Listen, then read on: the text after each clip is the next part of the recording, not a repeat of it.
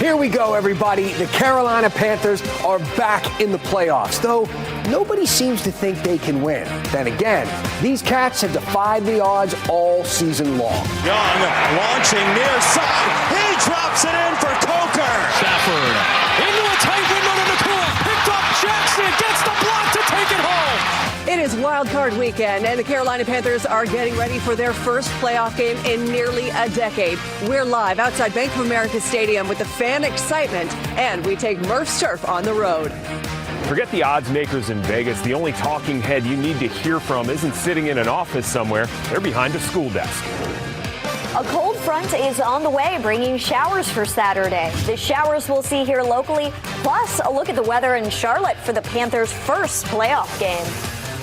Oh boy, it wasn't easy. It was a little unexpected, but we are here. The Carolina Panthers in the playoffs, taking on the Los Angeles Rams tomorrow. Thank you for joining us for this very special edition of WRAL News at 7. Joined tonight by a very special guest, the producer and host of 99.9 The Fan and co-host of Panthers Playbook, Dennis Cox, in the house. Thanks for being here, man. Hey, first home playoff game at the bank in 10 years. I'm looking forward to it. Let's go. So we have a really great show for you tonight here at 7 o'clock. How the Panthers could pull off this upset. We got a trip to Murph's Turf for you and a one-on-one with the one and only Carolina Mike. But first, we want to send things down to Charlotte. WRAL has the whole team there for tomorrow's game. We'll get things started with Ashley Rowe tonight. Hey, Ashley. Hey, Dan. You know what? We've been having so much fun out here. We've been hearing some of the audio checks at Bank of America Stadium, some of the music, everything getting ready for the big game tomorrow. Kick at 4:30. You know, when I first got here, of course, I'm a journalist. I want to start talking to people. I wanted to get a sense of how the fans are feeling. So I got out of my car and I started looking for Panthers fans. All right, I am walking around Charlotte right now in search of fans, in search of anybody wearing Panthers gear. Sir, I am with WRAL in Raleigh. I'm in search of Panthers fans. Are you a Panthers fan? Okay, Detroit Lions fan. Okay, Detroit Lions fan, not a Panthers fan. All right, let's keep searching for some Panthers fans. I'm looking for Panthers fans. I'm with WRAL in Raleigh. How are you feeling about the game tomorrow? Hey, I'm feeling good about the game. Yeah, you think they're gonna beat the Rams? I wouldn't know to put it off. So we've got one fan so far. So what do you think about the game tomorrow? Oh, the game's going to be lit tomorrow. Think they're going to win? Yeah. Panthers fan? No. Okay. All right, so not the biggest Panthers fans. Panthers fans, looking for Panthers fans. Anybody a Panthers fan? Nope, because there's nobody here. Where is everyone? Oh, yeah, right. They probably have jobs. Hey, you're a Tar Heels fan. Are you also a Panthers fan? Yeah. Okay, I'm with WRAL in Raleigh. How are you feeling about the game tomorrow? Feeling like we could actually do something for real. How do you feel about the game tomorrow? We're excited. Yeah. We just hope we can get that win. Well, this is fun. I think I'm a little bit lost, but nevertheless, found a good number of very friendly Panthers fans. They just aren't loud about it yet, but I expect that to change tomorrow. It is definitely going to change tomorrow. They've already got the road blocked off in front of the stadium for a big tailgate party. I'm hearing that they're going to be having the Bud Light Clydesdales there. Some Panthers legends are going to be there as well. And the fans that I spoke with, they're going to be there too. So I think that things are really going to amp up. After all, it was a Friday afternoon, a work day, a school day, when I was trying to find some fans on the streets of Charlotte. When we talk about fans, one of the front office staff members told me that some of the most excited fans are the ones who have never lived Carolina Panthers playoffs games before. We're talking about elementary age kids. They've been sending over the Keep Pounding drum to different schools in the area to get them really hyped up. Sean Gallagher has been speaking with some of them as well. For a generation of Panthers fans, all they know is heartbreak, mainly because they're so young. They don't remember the last time that this team was in the playoffs because they weren't born. But it's up to those older generations to show them hope is here and to experience it along the way. The NFC South champs shirts are a little misleading. The Panthers haven't won the division since they went to the Super Bowl 10 years ago, before a lot of these kids were born. You got a Cam Newton jersey on. Do you remember him playing? No. No. Some are realistic about the double-digit dog at home. Now, like, again?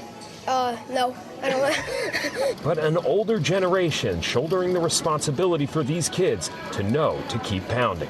I'm pretty pumped. I think we got a shot. I mean, outside shot, but we've done it before. We just gotta play the same how we beat the LA the first time. If they did it before, they could, but something could change from the Rams. In Charlotte, Sean Gallagher, WRAL News. It's so fun getting to talk to the young kids about their excitement. You know, we talked about Cam Newton. This is going to be the first time that he's at Bank of America Stadium since 2021. A huge deal. Fans are going to go nuts when he pounds that keep pounding drum. Dan? Oh, man, a lot of fun. You know, this is a team that's been underestimated the entire year. And if the Rams come in underestimating them again, I don't think it's going to be a good plan. We got Dennis here now. So, Dennis, you follow all things Carolina Panthers all season long. And again, one of the most interesting parts of this game against the Rams is the two teams have played before recently, and the Panthers came out on top. And it was one of the best games that the Panthers played all year.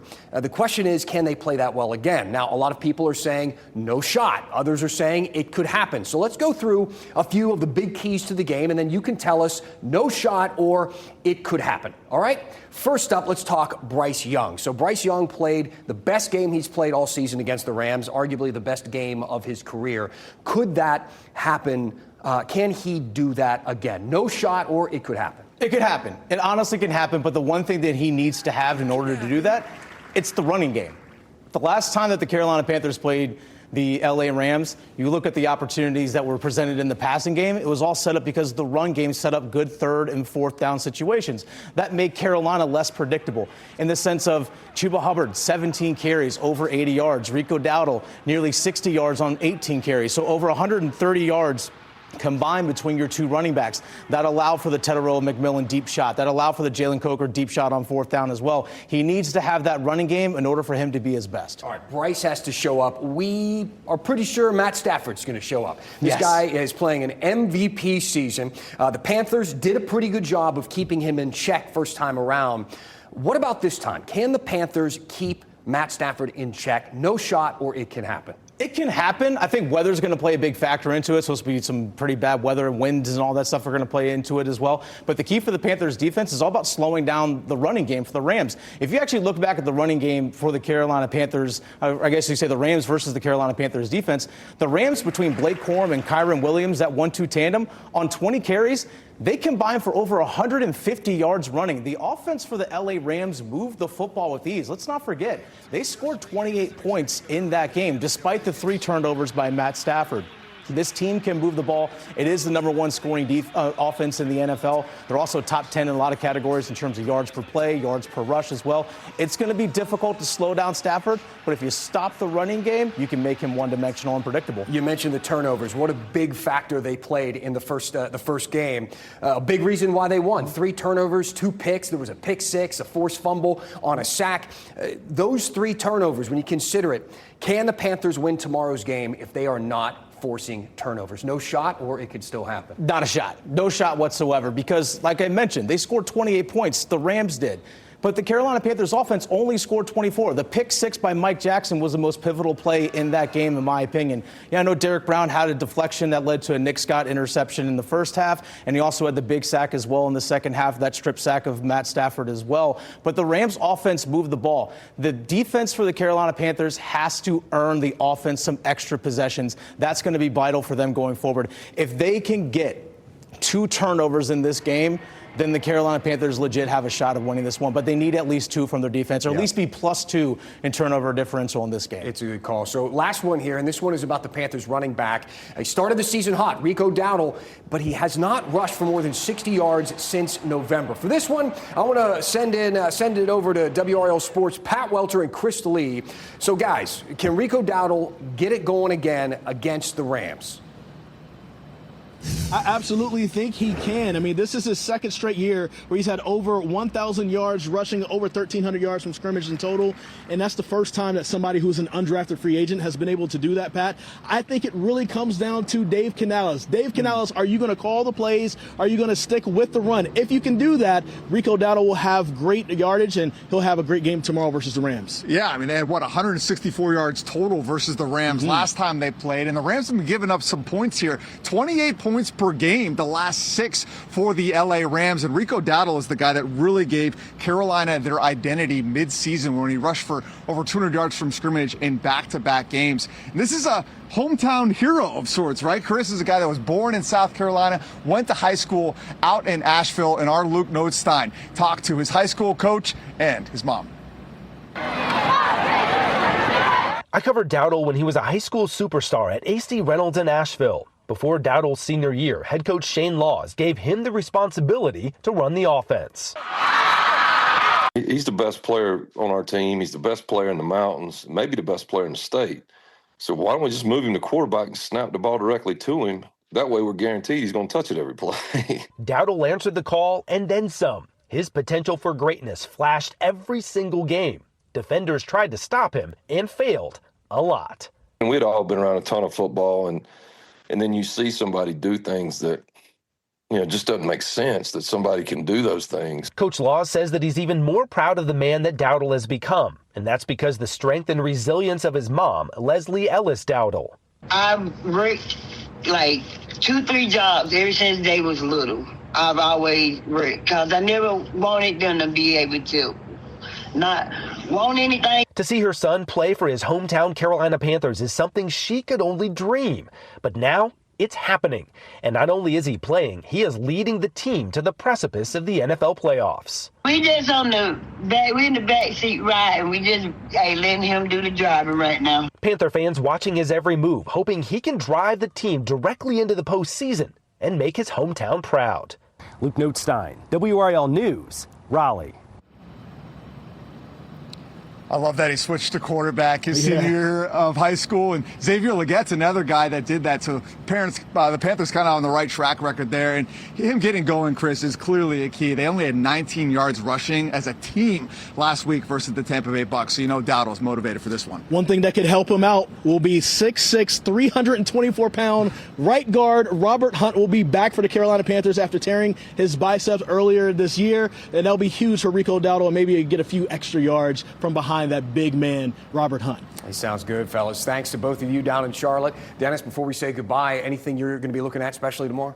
I'm intrigued to see what the weather is going to impact the game. Yeah. That's what I'm most looking forward to seeing is how the Carolina Panthers, in bad weather, can they actually get back to the run game? The last 4 games for the Carolina Panthers, the running backs, Chuba Hubbard, Rico Dowdle, only 225 yards in those 4 games. Dennis Cox, 99.9 The Fan. Great to have you with us tonight. My pleasure.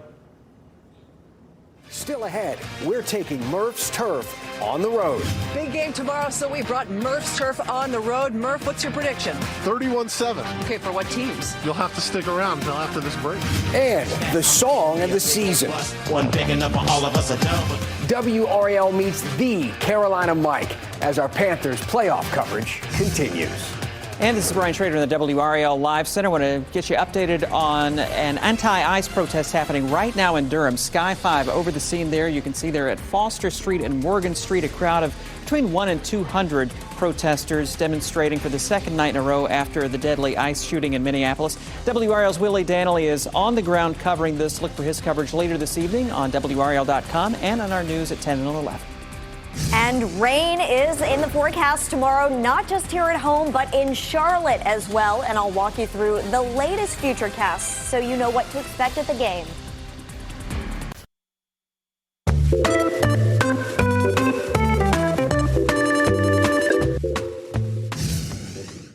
Murph, this is fun, taking Murph's Turf on the road. Yeah, no dome here at the turf. No dome at Bank of America Stadium either. Exactly. And given that we've got some rain here, that is going to factor into the game tomorrow. Yeah, it could be rain late in this game. That's what we're hearing, and that could make an impact. Matthew Stafford, the quarterback of the Rams, not known as a great bad weather quarterback. Let's talk about the team. This is one of the youngest teams in the league. How does that play into the game? Well, I think the player that all the focus is going to be on is Bryce Young, third-year quarterback for the Panthers, making his first appearance in the playoffs. How does he handle the pressure of being in the playoffs? He's been great late in games. For as up and down as his career, it's been 12 game-winning drives, 6 game-winning drives this season. He's been a clutch performer. Can he get through the first 3 quarters and make that fourth quarter count? This is going to be such a big game for him, potentially a career-defining game for him. Of course, the Rams are favored to win this one. What do the Panthers need to do to beat the Rams? Well, they got to play really well. I mean, they can't afford mistakes in this game. They beat the Rams earlier this season, and I know a lot of fans are pointing to that as evidence that they can pull this upset off tomorrow in the wild card round. That game featured 3 turnovers from Matthew Stafford, the presumptive MVP, including a pick 6, including a late fumble that was really costly. And Bryce Young played flawlessly. He had 3 touchdowns in that game.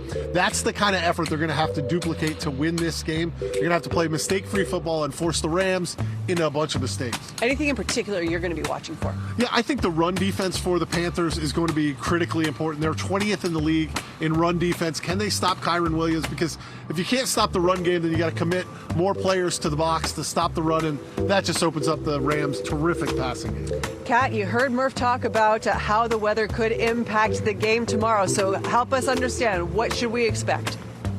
Well, guys, it is not going to be a washout game. It's not going to rain nonstop throughout the entire game tomorrow, but there is likely to be at least some rain for the game tomorrow.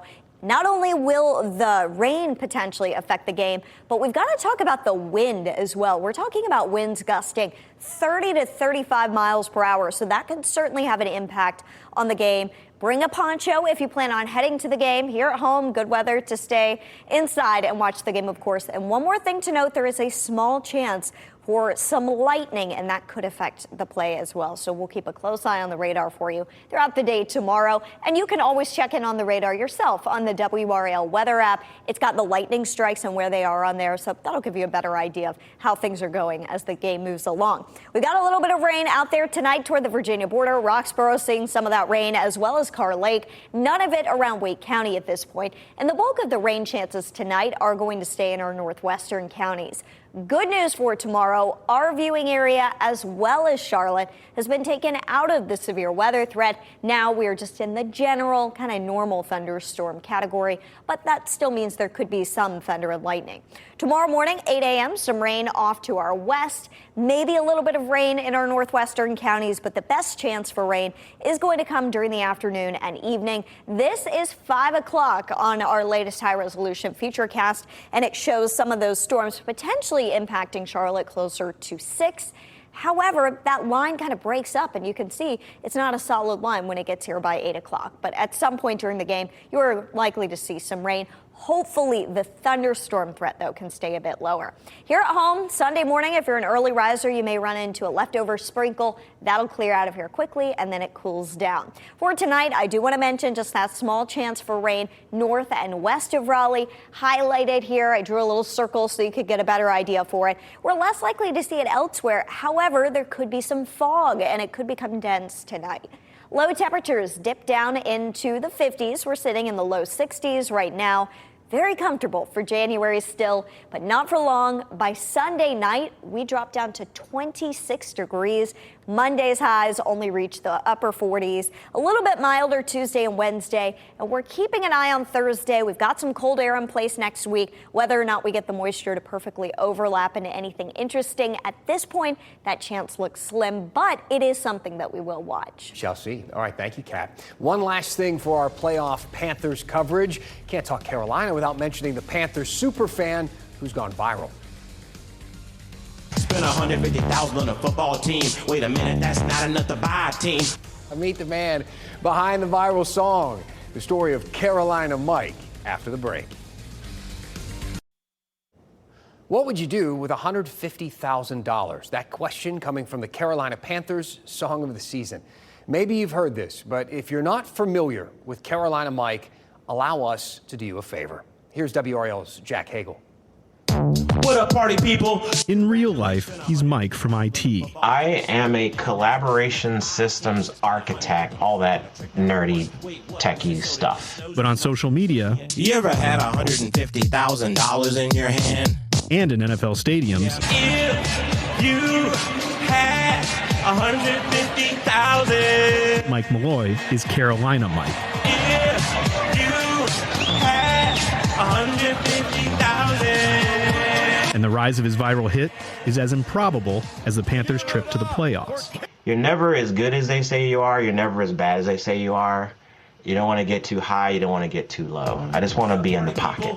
Congratulations to your Carolina Panthers, the NFC South champions. The Carolina superfan now has some fans of his own. Spend $150,000 on a football team. Wait a minute, that's not enough to buy a team. Spend $150,000 on a tricked out Porsche. Wait, what? Minnesota, it snows too much. Malloy grew up in the Carolinas, but now he lives in Minnesota. He's been posting songs and videos for years to little fanfare, until this season. All right, Panthers fans all over the world. I couldn't make a movie wilder than all the things that have happened between then and now. He may not have the cash or the Porsche, but he does have tens of thousands of followers and millions of views. It's taken me so many places, just opportunities, interactions with fans, going down to Carolina and being treated like they treated me like an actual celebrity. If you had 150,000. Jack Hagel, WRAL News. Throwing the Monopoly money up in the air there. I hope he's making some actual money off of all this. He says he's not in it for that. He just loves the Panthers and he loves his music. He has a musical background. Mike told us he was actually in the Marine Corps, was one of the 12 field bands at the 2nd Marine Aircraft Wing. We got more Carolina playoff coverage for you tonight on WRAL News, so stick around for that. And we're going to have team coverage all the way leading up to the kickoff at 4:30 tomorrow on Fox 50. It's an exciting time. Panthers haven't been in the playoffs for a while. Let's see how it all shakes out. Thank you for making WRAL your choice for local news. Have a fantastic night and a great weekend. We'll see you back here later.